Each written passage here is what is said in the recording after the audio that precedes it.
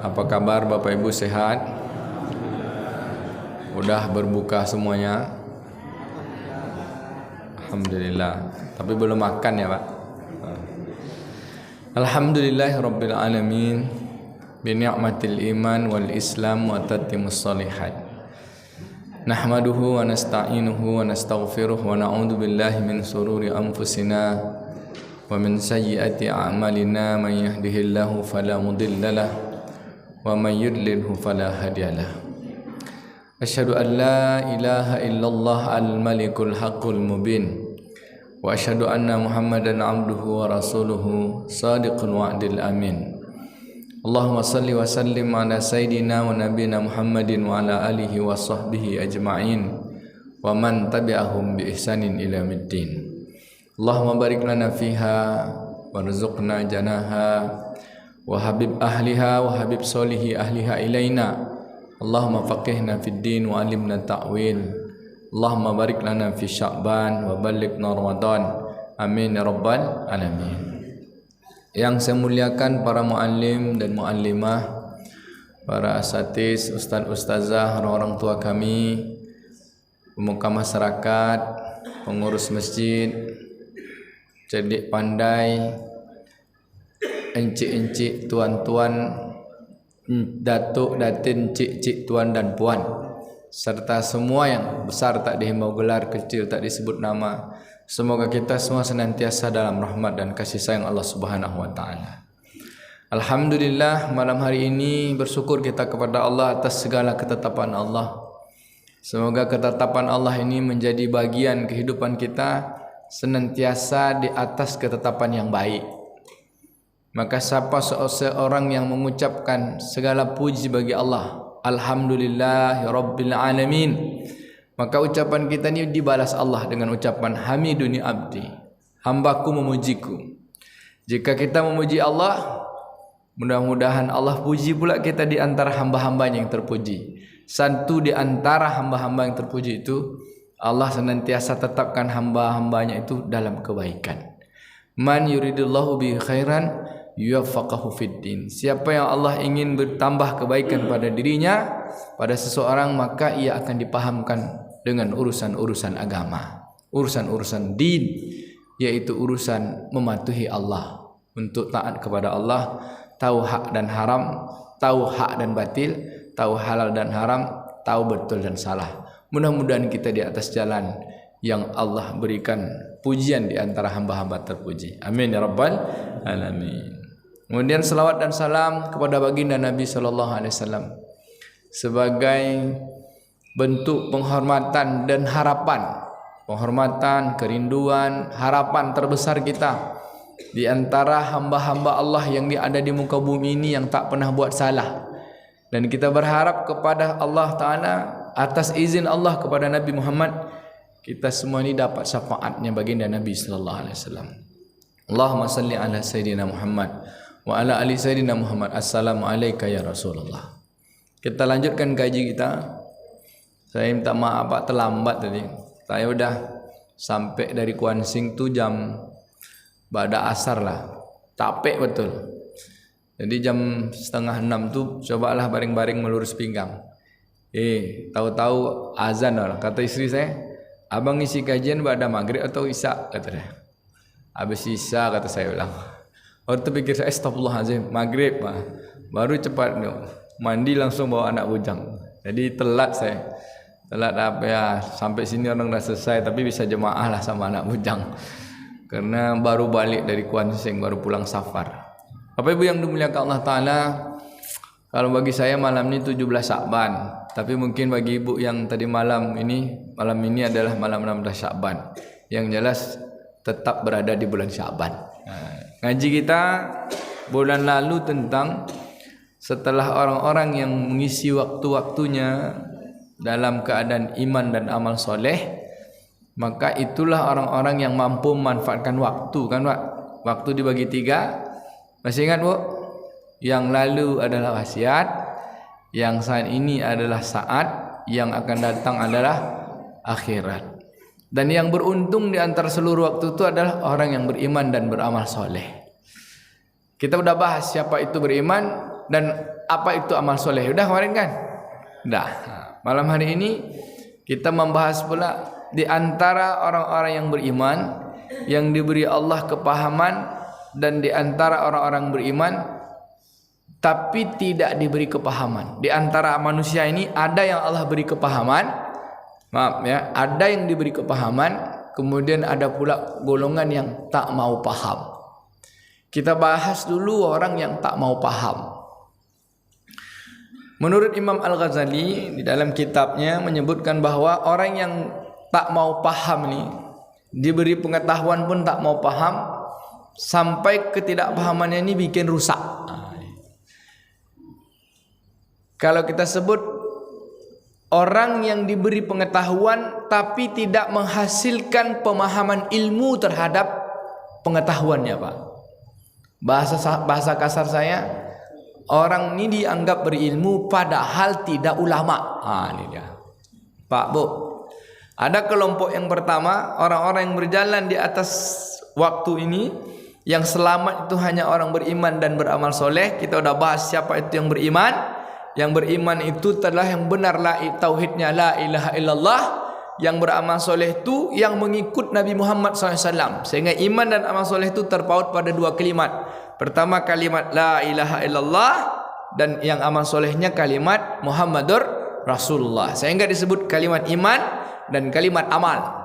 Implementasi iman dan amal soleh itu ada pada hak Allah Ta'ala di atas segala kasih haknya kita yang dikasihi, yaitu beribadah.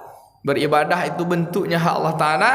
Beramal dengan solat, dengan puasa, dengan zakat, dengan haji, mengimplementasi sama kita dalam perbuatan amal itu yang baik, itulah kita disebut dengan yang soleh. Jadi amal, iman dan amal soleh itu tak boleh dipisah. Iman, amal soleh tak boleh dipisah. Kenapa? Rukunnya iman itu amal. Sebelum kita bahas siapa orang ini, rukunnya iman itu amal. Yang disebutkan dengan iman, al-imanu tasdiq bil qalbi wa taqrirul bil lisan wa a'malu bil arkan. Jadi benarkan dengan hati, diucapkan dengan lisan, wa a'malu bil arkan. Ada yang menyebut diamalkan dalam perbuatan badan, bukan Pak. Wa amal bil arkan, diamalkan sebagai sebuah rukun. Arkan itu rukun. Jadi kalau rukun itu persyaratan. Jadi kalau ada beriman tak bikin amal, maka tak beriman.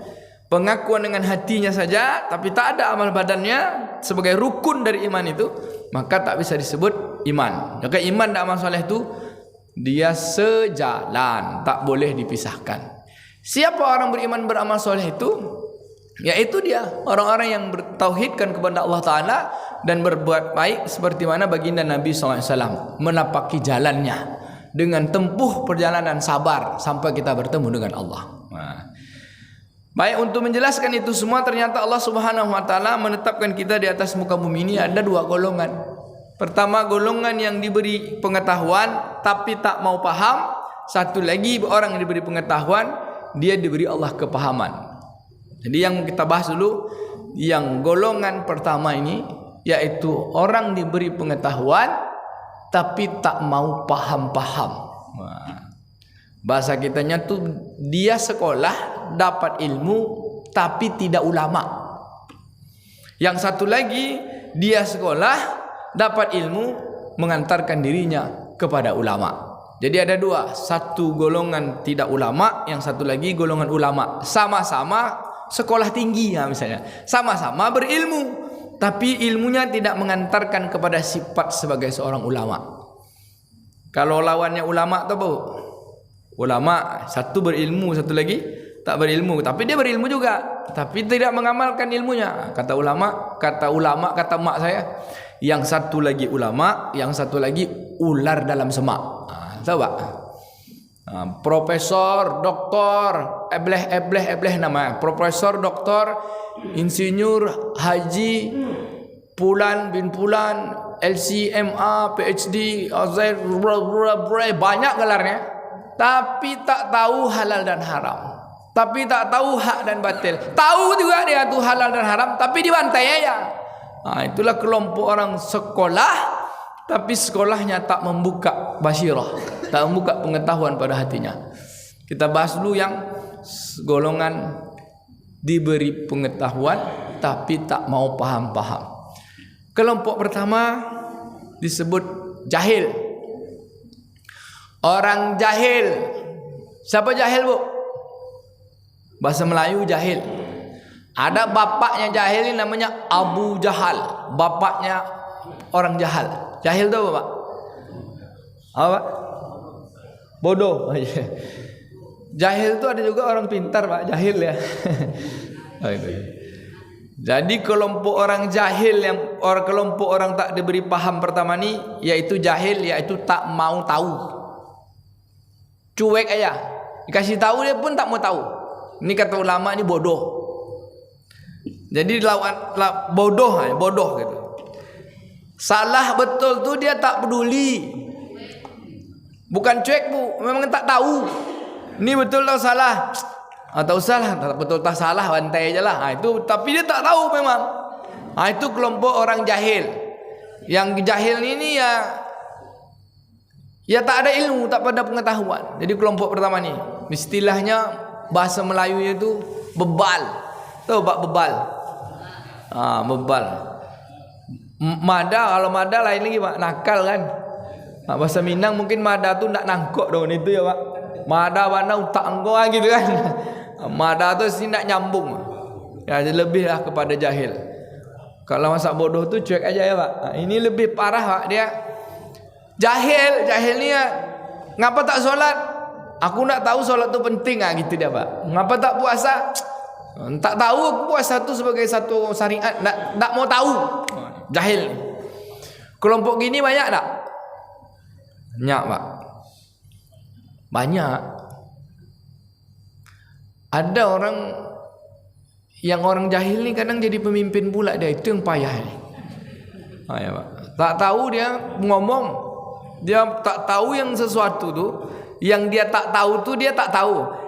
Dia tak tahu ditahunya. Dia tak tahu apa pengetahuannya dan pun tak tahu apa yang harus dia tahu. Ini parahnya orangnya. Gulat gelap, zulumat. Jadi kelompok yang kanan ini, yang kelompok kiri ini, kelompok orang-orang yang diberi pengetahuan tapi tak mampu membuka basirah, disebut kelompok orang-orang yang zulumat. Zulumat tu gelap, tak nampak dia Tuhan tu Pak. Kalau nengok apa yang kita tengok aja gitu kan. Tak bisa mengambil pelajaran. Saat pertama namanya jahil, bodoh. Banyak Pak orang sekolah tak nangkap.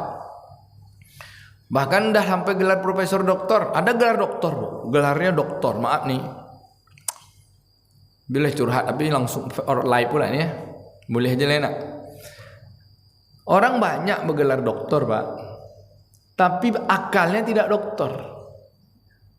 Saya membimbing doktor juga Pak, membimbing S3 doktor itu. Doktor itu bukanlah dia banyak hafalannya Pak, bukan hafal Quran sekian, hafal hadis sekian, bukan itu doktor. Doktor of philosophy itu orang yang bisa mengambil hikmah di balik satu peristiwa. Maka kalau di dalam ilmu disebut dia orang yang memahami dari metodologi kepada ontologi, kepada epistemologi, kepada aksiologi. Itu dalam konsep keilmuan. Kalau dalam konsep kitanya, tahu dia caranya, syariatnya, kemudian dia paham dengan syariat itu diamalkannya menjadi sebuah jalan hidupnya, yaitu tariqat. Kemudian mengerti dia apa yang dia kerjakan itu menjadi suatu hal yang berguna baginya, disebut dengan hakikat, sehingga yang dilakukannya itu ada guna pada dirinya dan guna bagi kehidupan, bahkan guna bagi seluruh alam. Itu namanya ma'rifat. Maka syariat, tariqat, hakikat, makrifat. Itu kalau dalam konteks ilmu tasawuf, dalam konteks yang disebut para ulama. Tapi kalau dalam konteks ilmu apa namanya? Konvensional, belajar tentang filsafat sains itu metodologi, ontologi, epistemologi, aksiologi. Supaya orang jangan nganggap ini belajar ilmu tazkiyatun nafs ini sesat kata orang. Tak ada dalilnya. Ada dalilnya jelas. Yaitu bagaimana kita tahu cara hidup yang benar, kemudian kita melaksanakan perbuatan yang benar itu sebagai sebuah amal, kemudian kita mengerti yang kita buat itu untuk apa, sehingga terakhirnya bergunalah apa yang kita lakukan itu. Itu disebutnya aksiologi. Kalau dalam bahasa sainsnya disebut dengan aksiologi. Kalau bahasa agama kita disebut dengan ma'rifah. Paham Pak? Jadi ada orang yang dia diberi pengetahuan, diberi ilmu, tapi tak paham metodologinya, tak paham syariatnya, tak dia kerjakan, kemudian tidak ditempuhnya jalan mengerjakan syariat itu, kemudian dia pun tak paham apa gunanya ilmu itu, sampai dia tak mengerti pula harusnya sebagaimana, untuk apa ilmu itu dia kerjakan, dia amalkan. Maka ini kelompok yang disebut dengan zulumat. Pertama, jahil. Kata Imam Syafi'i, jahilun, bodoh, tak mau tahu. Sekalaupun ngomong salah terus, tapi dia masih ya tak tahulah. Tapi banyak tersinggung orang tu ni, Pak. Tak usahlah dibahas nak. Bahas sajalah sikit dia, Pak. Boleh, Pak ya? Nah, ini masalahnya live ni. Biar ajalah. Gaspol ajalah, Pak ya. Kelompok jahilun, bodoh, tak tahu apa yang harus tahu. Macam mana jadi presiden misalnya, tak ngerti dia. Yang penting jadi presiden aja. Kita nak nyinggung presiden ni Pak. Misalnya macam mana jadi dosen, tak ngerti dia jadi dosen. Namanya dosen, tapi kerjanya duduk kedai kopi, tak pernah ngajar. Kira-kira dosen tak tu? Ada tak dosen kayak gitu? Ada. Awak kan dosen Pak. Hari-hari duduk kedai kopi, tahu-tahu selesai ya, ngakunya dosen. Sama ngakunya guru tapi tak ngajar. Status dia punya tapi tak dibuatnya. Maka orang jahil ni namanya orang Islam tapi tak solat. Patut tak disebut Islam tu? Ini masuk kelompok jahilun. Kenapa tak solat? Entahlah. Itu masih gitu Pak. Dari kelompok yang jahil ini, maka dia akan meningkat menjadi satu kelompok yang lebih sesat lagi. Jadi kelompok orang sesat ni, satu jahilun, yang kedua lebih sesat lagi, namanya fasikun. Fasik, jahilun, fasikun. Siapa orang fasik ni? Itu dia, surah Al-Hasyr ayat ke-19. A'udzu billahi minasyaitonir rajim. Wala takunu kalladzina nasullaha fa ansahum anfusahum ulaika humul fasiqun. Kita kalau ngaji tazkiyatun nafs ya gitulah Bu. Dan kata Allah, wala takunu kalladzina nasullaha fa ansahum anfusahum ulaika humul fasiqun. Jangan kamu lupa dengan Allah. Jangan kamu melupakan Allah, nanti kamu Allah lupakan dengan dirimu sendiri. Dan sesungguhnya orang yang melupakan dirinya, tak kenal dengan dirinya, lupa dengan dirinya, maka sesungguhnya mereka adalah orang-orang yang fasik. Pak, siapa orang yang lupa dengan dirinya Pak?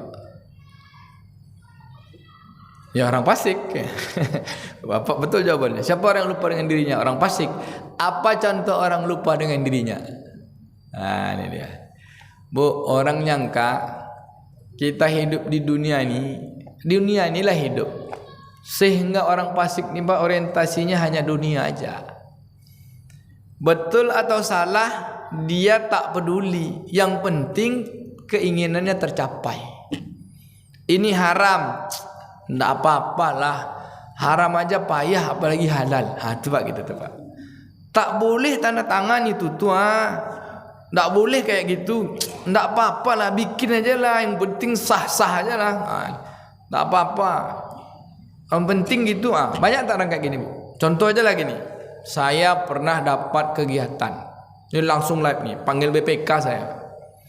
Bahwa menurut SBU 2014, kegiatan itu boleh membayarkan honor untuk anggota jabatan-jabatan. Kalau kajian itu tuh angkanya sedikit cuma Pak, 130 juta. Banyak juga lah tuh ya, 130 juta. Menurut standar biaya umum Kementerian Keuangan 2014 masih boleh mengambil honor dari kegiatan yang dilakukan itu dalam satu proyek. Proyeknya 6 atau 7 bulan. Maka saya ketua. Saya keluarkanlah gaji kawan-kawan per bulan. Ada yang 600.000, ada yang 400.000, ada yang 300.000 sebulan. Kecil cuma 600, 400, 300. Tapi banyak timnya. Sampailah dalam 6 bulan itu menghabiskan dana untuk honor itu 30.250.000, 30.500.000 total honor yang diambil dari satu kegiatan. Menurut SBU 2014. Kegiatan ini selesai di akhir 2015, masuk tahun 2016 terjadilah pengauditan di April 2016. Saya pulang dari Mekah, dipanggil Zulkarnain Umar, kegiatan ini sebagai ketua dipanggil oleh BPK, Badan Pemeriksa Keuangan. Ditemukan dalam laporan SPJ keuangannya ada tidak sesuai dengan standar biaya umum, selisih sekitar 30.500.000. Artinya ada temuan, Pak. Temuan dulu. Belum lagi korupsi, belum. Baru temuan. Lalu saya pulang dari Mekah, baru turun dari pesawat tuh udah kena telepon. Langsung saya ke kampus, ditanya sama BPK, saya kasih hadiah minyak wangi pun dia tak mau. Saya baru pulang umroh nih, Pak. Tak mau diambil. Tak boleh, kata dia. Dia takut sangkanya sogok kan. Ya udah, apa salah saya, Pak? Ditemukan temuan bahwa Bapak mengambil honor, mengeluarkan honor dari kegiatan ini. Ya kan ada standar biaya umum. Saya kan dah baca standar biaya umum pengelolaan ini di tahun 2015. Saya pakai SBU 2015. Dia bilang, Bapak laporan akhirnya sudah berada di 2016. SBU 2014 tak laku lagi. Mesti menggunakan SBU 2016. Berarti tidak ada kata-kata honor dalam SPJ-nya. Ditemukan 3 program studi. Lalu saya bilang, jadi gimana solusinya, Pak? Dari 100 sampai 100 program studi lah di Undri itu. Maka saya bilang, di solusinya Bapak harus mengembalikan TGR, teguran harus dikembalikan. Pak mengambil duit sama kawan-kawan lagi payah, saya bilang. Pak, saya bilang, laporan keuangan yang prodi-prodi lain gimana? Betul katanya. Oh, Pak, saya ini dosen, sama-sama dosen, saya bilang. Semua prodi ini, Pak, yang melaporkan yang betul, yang tak ada kena nih, saya bilang, semua ngambil honor, saya bilang. Semuanya ngambil honor. Tapi laporannya tak ada honor, laporannya barang habis pakai. Laporan fotokopi, laporan rumah makan, laporan ini. Itu barangnya tak ada. Laporan beli barang habis pakai itu barangnya tak ada, tapi duitnya ada. Duitnya diambil, laporannya ada gitu. Saya bilang, saya ini sah. Saya melakukan yang benar. Uang saya kasih honor kawan-kawan, dan laporannya juga honor, saya bilang. Orang itu dia melaporkan barang habis pakai, tapi mereka semua ambil honor. Saya bilang, Bapak salahkan saya atau salah orang tu? Apa dia bilang? Orang tu kan laporannya benar, Bapak ini laporannya salah, walaupun yang Bapak lakukan benar. Macam mana tu, Pak? Yang fasik tu kami atau orang itu? Kan gitu. Jadi kalau saya bilang, saya ini salah dalam pencatatan, tapi perbuatan saya betul, saya bilang. Orang itu betul dalam pencatatan, tapi perbuatannya menipu. Ini fasik, Pak. Banyak tuh orang kayak gini, Pak. Ini kegiatan adalah 5 juta ini tak ada honor nih. Belikan aja, carilah bon-bon kedai dulu, bon-bon ojek, bon-bon fotokopi dah. Banyak tak kayak gitu, Pak? Jujur aja lah, Pak. Banyak tak, Pak? Banyak. Nak bukan Bapak sini, Pak. Bang Bahar tak ada gitu kan? Ini kelompok fasik nih, Pak. Ulaika humul fasikun, dan orang-orang fasik nih, Pak, masuk neraka juga. Dia tahu dia ini kalau diambil salah, tapi buat aja lah laporan supaya betul. Ada lah orang kayak gitu? Ya ada lah. Nah, saya kena pernah kan. Saya buatnya jujur, laporannya jujur, tapi tak mengikuti standar, ya dibalikkan. Kami balikkan, dipotonglah gaji sebulan sekian. Bilang sama kawan-kawan, tolonglah balikkan, saya ini ustaz, saya bilang. Mulai hari ini saya takkan mau lagi lakukan kerjaan yang kayak gini. Jadi ketua, saya bilang. Kalaupun ada honor-honor, akhirnya semua tak ada lagi honor sekarang. Asal ada penelitian tak boleh ada honor. Saya tak ikut, saya bilang. Saya nulis jurnal aja. Lalu apa yang harus direvisi? Katanya, revisikah ini? Revisi yang buat peraturan tuh, supaya boleh kita halal mengambil honor, saya bilang. Oh, tak boleh, ya sudah, kalau tak boleh saya tak ikut penelitian lagi, saya bilang. Tapi dapat juga Pak honor. Orang tuh lakukan juga penelitian, dapat juga honor. Nanti ada kelebihan katanya. Tidak, kelebihan itu dari mana? Dari duit ojek, duit makan, duit apa? Allahu a'lam bishawab. Dibalikkan ke negara tak ada pula angkanya. Entahlah, tobatlah kawan-kawan. Nah, ini dengar ya, Pak. Banyak kawan dengar kan. Saya sampai ceramah di depan kawan, jangan lagi kita memutarbalikkan fakta. Kalau sebuah fakta itu memang sudah seperti itu aturannya, ikuti. Kalau tak sanggup ikuti, protes, tolong perbaiki peraturan itu, jangan menzolimi kami. Gitu. Paham Pak maksudnya? Kan banyak juga dirugikan gitu. Baik, orang seperti ini fasik. Bagus tinggalkan aja. Yang kedua apa? Yang ketiga, fasikun, tahu benar tapi melanggar kebenaran. Sulit untuk mengakui kebenaran tu Pak. Sama, solat tepat waktu tu betul, tapi dia nanti ajalah, yang penting solat. Tu fasik tu Pak. Masih mendahulukan kepentingan dirinya daripada kepentingan Allah. Kata ulama itu kelompok orang fasik. Masih mendahulukan kepentingan dirinya dari kepentingan Allah, maka disebut orang fasik. Bu, contoh, diajak ke masjid tak sempat-sempat, alasannya sibuk. Kan ada orang kayak gitu kan, masjid yuk sibuk, ke masjid yuk sibuk, ngaji yuk sibuk. Tapi kalau ke WC tak pernah dia bilang sibuk. Ada nak orang kayak gitu Bu? Sesak kencing, sesak tak bisa dia bilang nanti ajalah ke WC, saya lagi sibuk. Bisa tak? Terpancut bisa dia Bu? Tahu terpancut Bu? Maka orang-orang fasik ni kata ulama, kerjanya hanya dunia. Dunia yang dia cari makan, yang dia cari pangkat, harta, pangkat, jabatan itu cuma. Tapi selesai semua urusan itu, yang dimakan akan menjadi kotoran, yang jabatan akan menjadi mantan, yang benda semua akan jadi rongsokan. Maka hidupnya hanya seputar dan kalau saya seputar kotoran dan sampah. Itu aja cuma sibuknya tuh. Jabatan, ujung-ujung jadi mantan Pak. Mantan gubernur, ya Pak, mantan wali kota, mantan semua. Yang tak boleh itu mantan ulama, tak boleh, karena jabatan tu tak diperebutkan. Mantan ulama tu diperebutkan, tak ada. Silakan jadi ulama sendiri. Kalau mau jadi wali kota berebut satu orang cuma. Kalau mau jadi ulama semuanya boleh. Dan ulama itulah yang mau kita bahas nih. Tak cukup bulan ni, bulan depan habis puasa. Tapi ada 2 kali, tapi judulnya beda. Tak apalah, habis raya tersambung. Kalau masih dipakai, itu tergantung juga. Ustaz ni tak pakai lagi, ustaz ni tak pakai lagi, kan ada masjid gitu tuh. Ni kaji dia keras, ni kaji dia tak nyambung, ada juga gitu. Saya masih boleh dipakai ni Bu. Dia kadang-kadang mak-mak ni tak mau ni. Okey. Fasik. Kalau kefasikan ini terus berlanjut Pak, maka dia akan lebih sesat lagi, akan menjadi orang yang kata ulama, kata Imam Al-Ghazali, namanya dollun. Yang pertama namanya jahilun, yang kedua namanya fasikun, tahu benar tapi tak sanggup melakukan kebenaran. Cakap tadi itulah, solat yuk, tak sempat dia, sibuk aja dengan jabatan, dengan makan. Makan tu apa ujungnya Pak? Berak. Jadi orang kalau tak pernah ke masjid tu Pak, kerjanya berak aja. Tak pernah ibadah tu, pasti kerjanya berak. Dan kita yang ibadah aja berak Pak, apalagi yang tak ibadah. Jadi orang kalau tak ibadah, yang tak dekat pada Allah Ta'ala, ya kerjanya berak ke berak aja. Kencing, kencing, kencing. Dengan itu pagi tengah hari, siang kencing, habis 2 ke zuhur kencing lagi, ada tu lagi.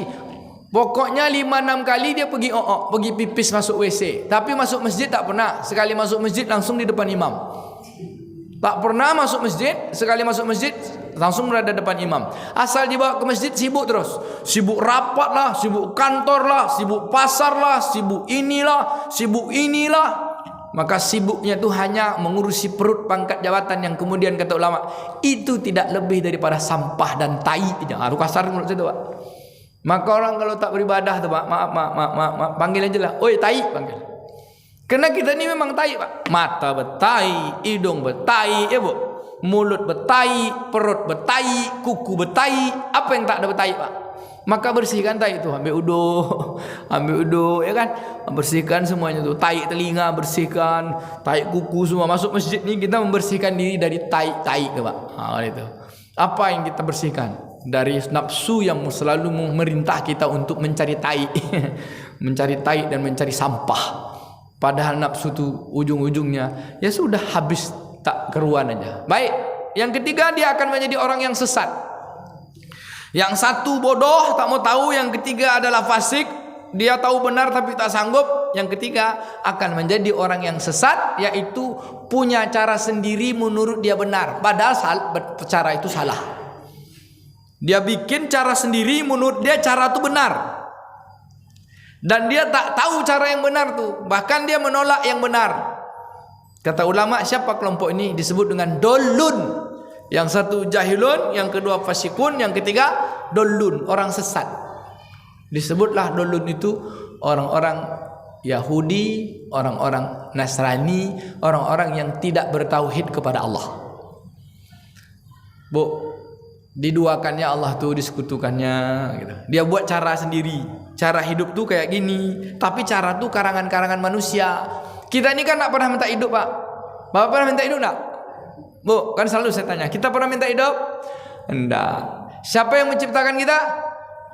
Yang menciptakan tuh pencipta. Tidak usah Allah dulu. Kita ini adalah ciptaan. Yang menjadikan kita adalah pencipta. Bahasa Arabnya khalik. Kita ini adalah makhluk. Karena kita ini adalah ciptaan, cara hidupnya ciptaan yang dibuat tuh pasti ada cara yang tepat menurut pencipta. Betul? Nih HP ini dibuat pasti cara gunanya kan ada dari yang tukang bikin HP. Maka kita sebagai manusia ini sebagai apa gunanya manusia? Tentu yang mencipta kita kan lebih tahu. Maka dikasihlah contoh, yaitu para nabi dan rasul. Nah, kemudian ditinggalkanlah ilmunya apa? Cara hidup itu. Yaitulah melalui kitab-kitab. Dan sungguh orang yang mewarisi kerjanya para nabi dan rasul itu, itulah dia orang yang paling hebat. Disebut ulama kan? Al ulama warasatul anbiya. Tidak ada cita-cita yang lebih tinggi dan lebih hebat kecuali jadi ulama. Karena ulama itu melanjutkan kerja nabi, dan tidak ada manusia yang lebih suci, lebih hebat kecuali para nabi. Maka orang yang meneruskan kerja Nabi adalah ulama. Tapi banyak orang meneruskan kerja Nabi tapi bukan ulama, cuma jadi ular dalam sebak. Kena pengikut Dajjal tu nanti Pak, profesor doktor. Disebutkan dalam riwayat, pengikut Dajjal tu 70.000 pertama sekali adalah orang-orang yang sekolah tinggi, yang orang-orang disebut orang-orang berilmu, ulama juga, tapi ulama su'. Itulah kelompok yang jahil, fasik, dolun, sesat. Bikin cara hidup sendiri. Sekarang dah mulai kan Pak? Muncullah agama-agama baru ya kan? Muncullah ilmu-ilmu baru Pak. Muncullah pengetahuan-pengetahuan baru. Yang pengetahuan itu melanggar Al-Quran, bahkan menentang Al-Quran. Pak, kelompoknya siapa nih Pak? Tak usah lagi digabung-gabung agama itu dengan dunia, gitu Pak. Itu kelompok itu. Dunia agama katanya. Lebih parah lagi Pak, urusan dunia, urusan agama jangan ikut campur kepada urusan dunia. Ada tak orang kayak gini Pak? Ada tak Pak? Ada atau banyak Pak? Banyak Pak. Saya udah bangga lah Pak dengan dakwah kita di Pekanbaru Riau nih. Banyak melahirkan ulama-ulama yang baik. Di antaranya misalnya Ustaz Somad ya, Ustaz Mustafa Umar kan, Ustaz kita lah. Kan banyak ulama ni, bangga kita, masjid-masjid hidup pengajian. Tapi yang saya tengok ngaji itu aja ya Pak orangnya. Yang masjid sini itu juga, pindah ke Masjid Nurul Iman itu juga orangnya. Pindah ke Firdaus Masito itu juga orangnya. Awak bangga rupanya itu juga. Tapi sekali hari Sabtu Ahad Pak, ke mall Living World itu 8.000 parkir mobil. Itu penuh Pak, parkirnya 8.000, penuh dengan mobil. Sampai ke jalan lagi saya bilang, banyaknya orang pergi ke mall dek, saya bilang. Kalah orang pergi ke masjid, kata saya sama istri saya. Begitulah, abang bangga juga kata abang orang ramai ke masjid. Rupa masih banyak juga orang pergi ke mall. Dan pergi ke mall tu yakin saya, solat entah macam mana tu. Solat juga, tapi dia bukan menjadikan solat tu sebagai satu jalan yang utama. Tapi nge-mall dulu Pak. Nge-mall itu pasar. Pasar itu tempat yang paling Allah tak suka. Kalau dia ke mall pasti dia ke WC. Tapi setiap orang yang ke WC dan ke mall belum tentu pergi ke masjid. Orang pergi ke masjid pasti ke WC. Tapi orang yang pergi ke WC dan ke mall belum tentu pergi ke masjid. Maka masjidlah tempat yang paling Allah cintai. Ahabbal bilad masajiduha. Pak, orang-orang sesat tu dia punya cara sendiri hidupnya. Yang terakhir, kelompok orang-orang yang dengan pengetahuannya kemudian dia bikin jalan cara aturan sendiri, yang salah dianggap benar. Yang salah itu dibenarkannya, yang benar itu disalahkannya. Lalu yang benar, yang salah tadi orang harus ikut. Kalau tak ikut maka ditangkap. Contoh Pak, apa yang salah Pak dibenarkan hari ini? Dah jelas salah tapi jadi pembenaran. Dianggap hak asasi manusia. LGBT, LGBT itu dianggap hak asasi manusia karena keinginan nafsu tak boleh ditahan. Boleh Pak menurut undang-undang HAM bahwa laki-laki suka dengan laki-laki itu boleh, perempuan suka dengan perempuan itu boleh, karena itu disebut naluri nafsu. Nafsu itu tak bisa ditahan. Itu sesat atau apa tuh Pak? Itu penyimpangan Pak. Kalau berzinah itu melanggar aturan, berzinah itu melanggar aturan. Aturan yang benarnya nikah, hubungan seksual ikut aturan Allah namanya nikah. Nah, itu orang berilmu tuh. Kalau orang yang berzinah dia melanggar aturan, itu orang fasik, kelompok orang fasik dan kelompok orang sesat. Tapi ada lebih parah daripada fasik dan sesat ini, yaitu kelompok orang-orang yang jahat, disebut dengan syarrun Pak. Tadi yang pertama jahilun, yang kedua fasikun, yang ketiga dolun, sesat, kelompok Yahudi, Nasrani dan agama-agama yang tidak bertauhid kepada Allah. Yang kelompok keempat ini bertauhid, berpura-pura mengucap la ilaha illallah, tapi dia menentang ajaran tauhid. Paham Pak? Yang keempat ini jahat, syarrun. Siapa mereka? Siapa Bu orang jahat? Bu siapa Bu? Orang munafikun. Orang munafik Bu. Jadi kelompok yang keempat ini syarrun, orang jahat, orang munafik. Dan tempatnya orang munafik itu kata Allah Ta'ala jadi keraknya api neraka. Jadi kalau neraka itu 7 tingkatan, 7 lapis. Lapis paling bawah itu untuk bakar, itu orang munafik tuh. Lapis kedua penyembah berhala, lapis ketiga yang menyesatkan ajaran agama, lapis keempat dari agama ini, lapis kelima dari orang-orang yang fasik, lapis keenam dari orang-orang yang kelompok dolun fasikun, lapis ketujuh ada Pak, yaitu umat Nabi Muhammad yang amalannya sedikit, amal solehnya lebih sedikit daripada amal baiknya. Maka Nabi ketika Jibril menyebutkan itu, berhari-hari Nabi nangis. Nah ini ditimbang amalnya. Tapi yang kelompok nomor masuk lapisan paling atas nih direndam dulu ke neraka, satu saat nanti dia dibalikkan lagi ke surga. Karena ada tauhid tapi tak kalah imannya dengan amalnya gitu. Imannya tuh betul tapi amal tak buat. Nah itu dia tak dilakukannya dalam amal, tapi dia beriman. Ada lah yang kayak gitu Pak. Ini kata ulama nih, orang-orang fasik tuh kalau dia beriman tapi kena tak sanggup nanti masuk neraka dulu baru masuk surga. Nauzubillah min zalik. Pokok kita tak mau masuk neraka, kita maunya selamat insya Allah. Jadi kelompok yang syarrun ini kelompok orang jahat, yaitu orang yang membenarkan sesuatu yang salah, kemudian yang salah itu dijadikannya benar, ya kan? Membenarkan satu yang salah tadi benar, benar itu dijadikannya satu peraturan. Dan kalau tak ikut ditangkap. Pak, jangan sembarangan sekarang mengkonseling orang homo Pak, orang LGBT, anti LGBT kita bisa ditangkap Pak. Tapi kalau kita tak anti LGBT bukan ditangkap lagi, negeri kita akan Allah goyang Pak, akan hancurkan kita semua.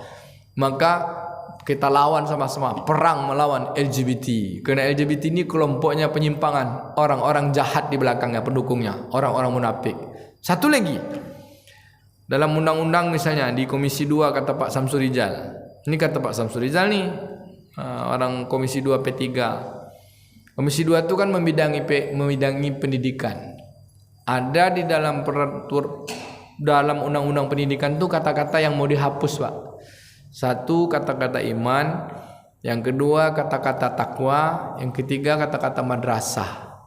Alasannya kata-kata itu adalah bahasa Arab. Kita harus moderasi beragama, harus membawa bahasa nasional. Harus mengganti.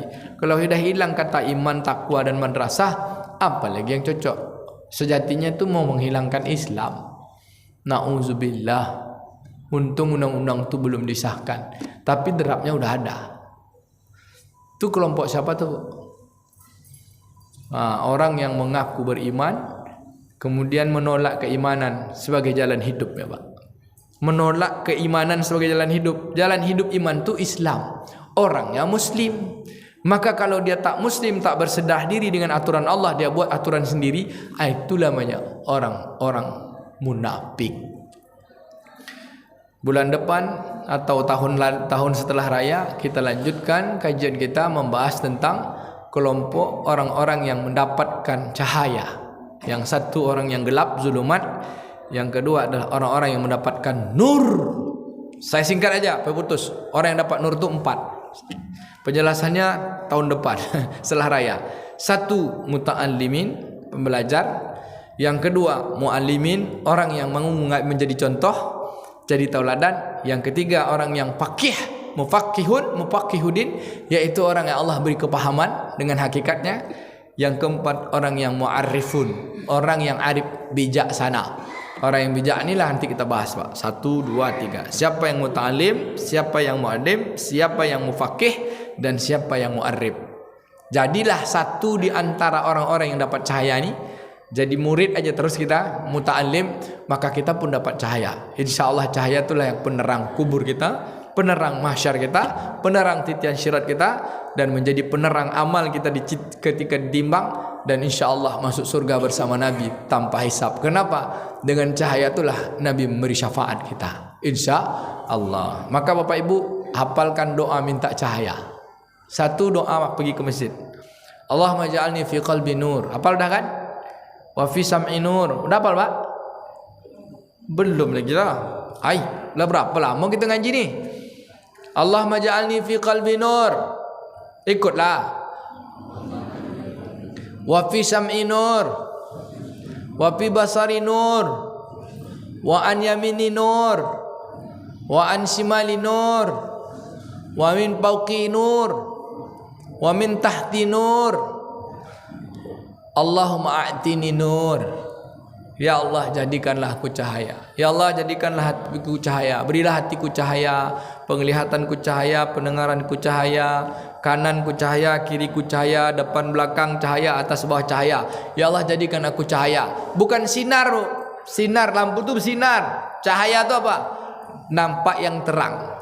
Apa yang terang? Ini hak, ini batil. Ini halal, ini haram. Dari lidah, mulut, dari mata, dari telinga, dari tangan, dari semua keadaan kita mau dapat cahaya. Orang yang dapat cahaya itulah sifat pertamanya muta'alim, yang kedua mu'alim, yang ketiga mufaqihin, yang kelima, yang keempat mu'arrifin. Nah, lawannya tadi apa?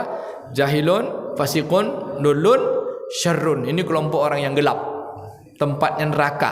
Yang cahaya tempatnya surga. Doa yang kedua dalam Al-Quran surah At-Tahrim ayat 8, sambungan dari ya ayyuhallazina amanu tubu ilallah taubatan nasuha. Lalu kita baca doa di akhir ayat itu. Apa doanya? Rabbana atmim lana nurana waghfir lana innaka ala kulli syai'in qadir. Dapat, Bu? Apa? Ini kalau ngaji-ngaji gini, Bu, tazkiyah an-nafs itu takkan bisa kalau tak diamalkan.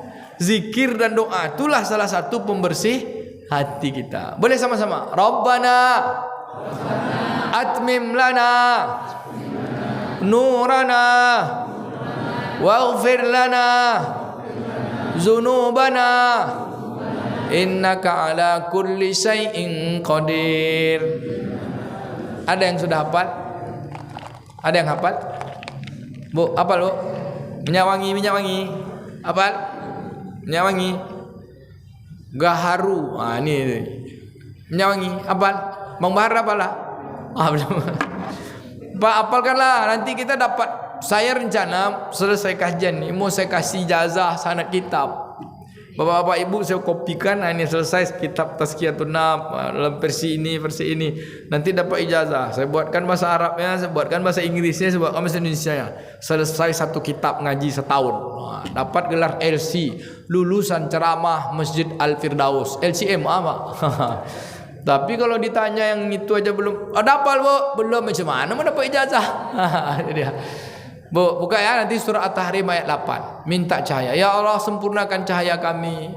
Ampunilah dosa-dosa kami, hapus kesalahan kami. Ya Allah, sesungguhnya Engkau maha menetapkan segala sesuatu. Itu doa kita nanti di padang mahsyar. Ketika semua memerlukan cahaya. Bahkan ada orang minta cahaya. Maka sebelum sampai padang mahsyar, berdoalah itu di atas dunia, Pak. Boleh? Ada pertanyaan? Ada pertanyaan, Pak? 4 menit lagi kita habis azan langsung qomat. Tak ada pertanyaan? Ya. Boleh. Doa bahasa Indonesia boleh di luar solat. Jadi kalau ibu baca doa Rabbana atmim lana tadi bagusnya dalam solat kan, bisa jadi ayat solat. Maka kalau mau solat malam pilih doa yang bagus, pilih ayat-ayat doa. Ini bukan sebagai sunnah, tapi ketika kita solat membaca ayat, dalam ayat tu isinya doa semua. Misalnya di antaranya surah Al-Baqarah ayat 286 terakhir tu. Jadi kan doa. Kemudian surat Ali Imran 190 sampai 91, 92 sampai 96 tu doa semua. Cari pilih ayat-ayat doa. Nak doa Rabbana atina fid dunya hasanah wa fil akhirati hasanah wa qina adzabannar, ya itu. Jadi ulang kan. Kali ini Rabbana atmim lana nurana waghfir lana innaka ala kulli syai'in qadir. Banyak doa. Fa in tawallaw faqul hasbiyallahu la ilaha illa huwa alaihi tawakkaltu wa huwa rabbul arsyil azim. Itu pada surat At-Taubah ayat 129. Itu juga bagian dari zikir dan doa. Jadi sebut dengan ayat-ayat matsur, ayat-ayat pilihan. Boleh Bu ya?